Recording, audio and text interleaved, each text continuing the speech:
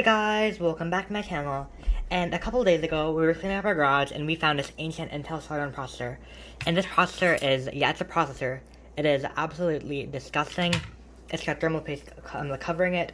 The heat spreader thing came out. And yeah, this is super gross. So in this video, we're going to be hopefully restoring it and cleaning it up. So yeah, let's get straight into the video. So first off, here's the tools I'm going to be using.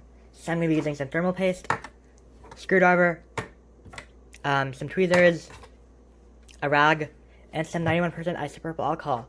This stuff is really useful.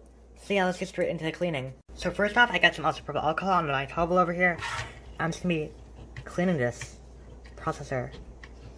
And yeah, let's go ahead and do a time lapse for all this, because it's gonna take a pretty long time. But yeah. So here's a bare PCB, I give it a pretty good clean. And as you can see, it looks a lot better.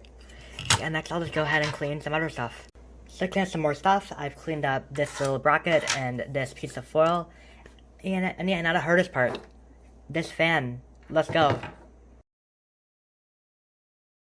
So I've got everything down to the bare components. I've got a bracket, heatsink, PCB, this like random piece of foil, the fan, and the screws.